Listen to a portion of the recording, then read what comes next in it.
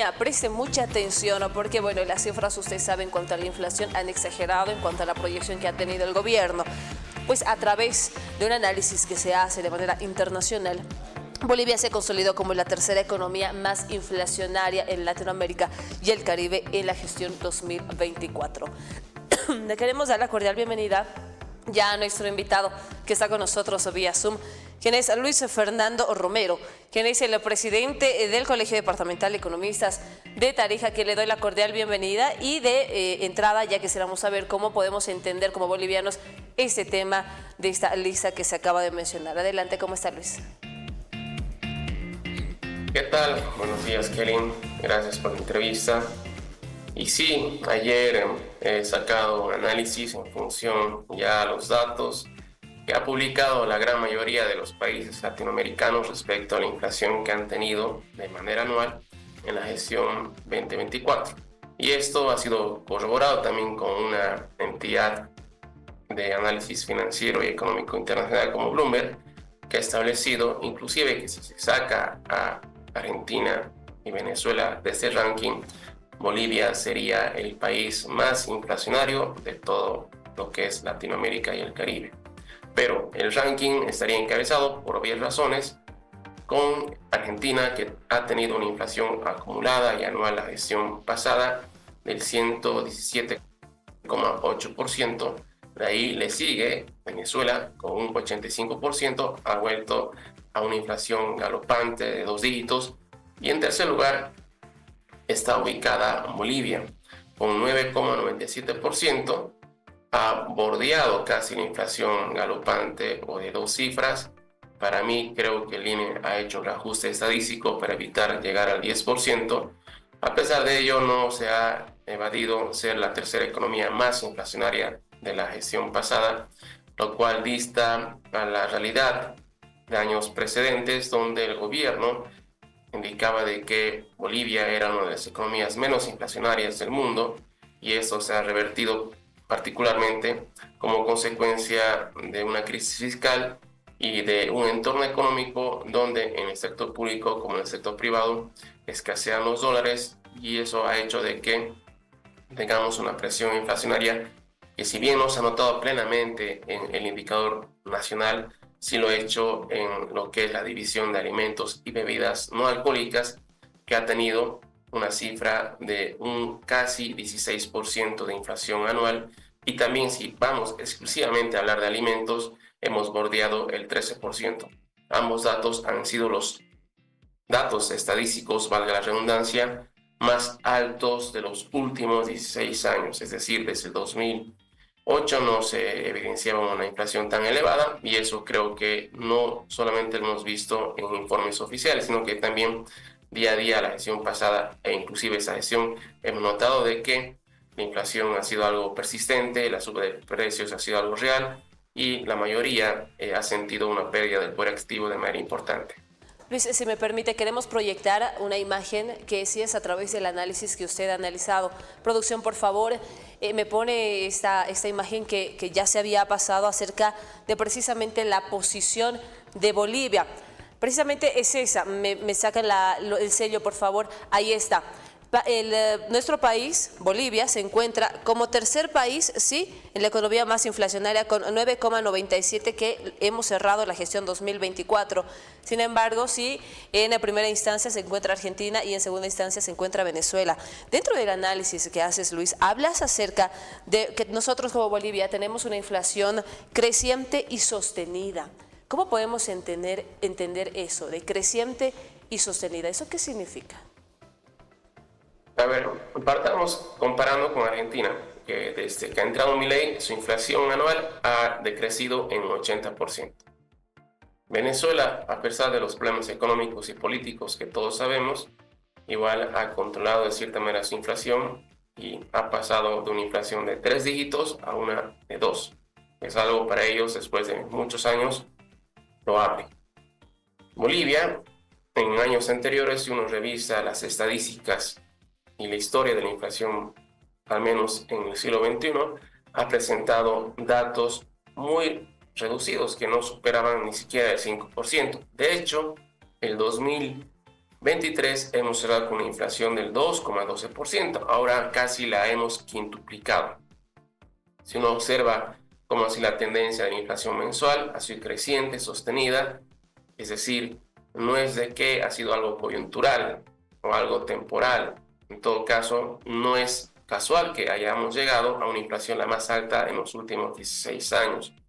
Y por eso decía, puede ser que exista un debate, cuestionamientos en cuanto a la metodología que hace el INE para medir la inflación, que particularmente solamente refleja la segunda o tercera parte de la inflación real, porque creo que es difícil de creer que durante toda la gestión pasada solamente en promedio ponderado haya crecido los precios en 10%. Es decir, para que la gente me entienda, si algo valía 100 bolivianos en enero, para el INE a finales de la gestión pasada solamente ha terminado costando 110, sabiendo de que las cosas han subido entre un 100 hasta en un 200% en gran parte de los artículos, inclusive los de contrabando. Y eso, las estadísticas son superadas por la realidad en la cual la gran mayoría de los bolivianos han sentido que la capacidad de compra de su dinero ha caído al menos en un 50%. Es decir, lo que podía comprar en enero, no sé, 10 cosas, en diciembre terminaba comprando la mitad y menos. Entonces, eso ha sido producto de que las cosas mes a mes han ido subiendo, porque cualquiera que hace un poco de feria o compras, al menos una vez a la semana, Kelly, se ha dado cuenta que su dinero no alcanzaba. Subía los detergentes, subían las carnes, subía los productos que se traían importados de otros países, los productos de contrabando, y de hecho, si has hecho compras en los últimos días, la carne sigue cerca de los 50 bolivianos. La carne de pollo, el kilo es entre 20 a 22, entonces no es que ha cedido. Y eso, la tendencia puede seguir incrementándose y afectando al bolsillo de la familia familiar, perdón, del bolsillo de la economía familiar. Sin embargo, creo que es importante que se tomen medidas porque no solamente es un tema económico, sino que luego puede saltar en un año muy politizado a un conflicto social, porque cuando la gente ve que sus recursos no alcanzan y las cosas suben, ahí no hay color político y el reclamo puede ser más generalizado de lo que hemos vivido hasta la fecha. Luis, si me permite, por favor, sí. ¿Esto se puede controlar? ¿Por qué le hago esta pregunta? Porque, bueno, en la gestión anterior del 2024 el gobierno dijo que cerraríamos con una inflación de 13,6%, sin embargo, esto se ha triplicado. Y ya iniciando este 2025 indica que esta gestión ya va a ser más controlable en cuanto a la inflación. ¿Se puede controlar y si es así, de qué manera? Bueno, controlar sí. Hay que recordar de que nuestra inflación como tal depende de una inflación económica, ¿no? Que puede ser importada de lo que pasa en el contexto mundial. Por ejemplo, si sube el precio del petróleo o se dispara el dólar en la economía mundial, eso puede generar que sea más costoso importar, porque nosotros importamos en dólares.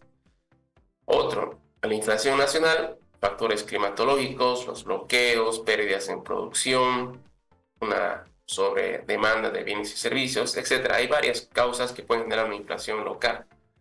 A eso se suma la inflación social, ¿no? Temas de especulación, agio, incertidumbre, expectativas negativas que hacen que la gente compre más de lo que requiera o esté dispuesta a pagar un precio más elevado. Entonces, la inflación extranjera o importada no la podemos controlar.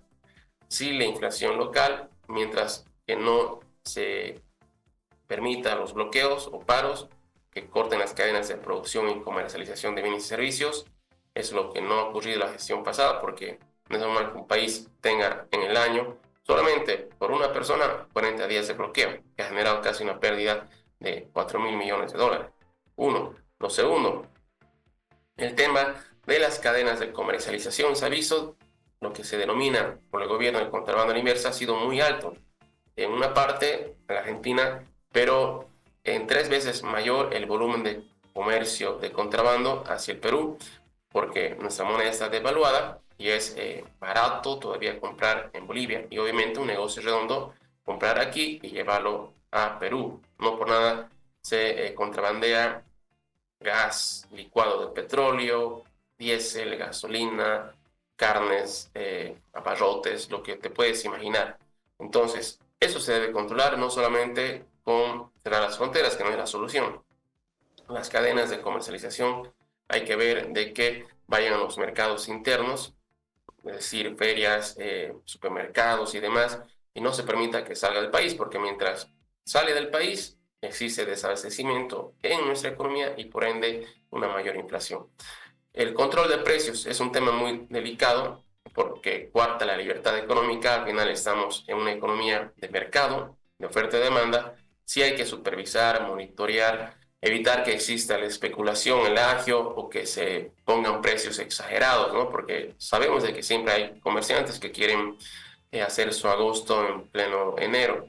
Entonces, hay mecanismos en los cuales se tienen que controlar y me parece que es positivo de cierta manera que el gobierno haya bajado los aranceles, los impuestos para la importación de varios bienes, de materias primas.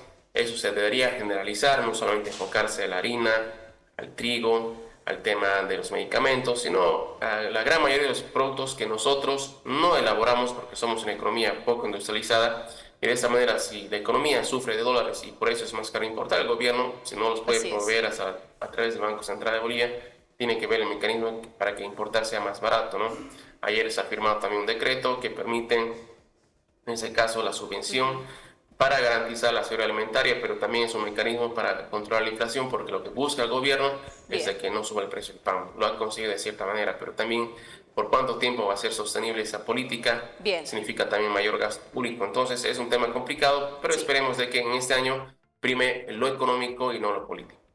Muchísimas gracias. Indudablemente la economía afecta muchísimo a varios sectores y bueno, es importante también poder ver la mirada que usted tiene a través de toda la experiencia y todo el análisis que se realiza bajo esta situación y estas cifras en el cual cerramos la gestión 2024 y veamos qué es lo que pasa este 2025. Muchísimas gracias. Fue un gusto conversar con usted, Luis. No, el gusto ha sido mío, Kelly. Hasta un pronto reencuentro. Muchísimas gracias, que tenga una linda jornada. Y estuvimos con Luis Fernando Romero, presidente del Colegio Departamental, en esta oportunidad de economistas de Tarija, hablando acerca de este tema y que nos encontramos en la tercera economía más inflacionaria en Latinoamérica y el Caribe del 2024. ¿Qué va a pasar este 2025? Vamos a seguir analizando ese tema más adelante.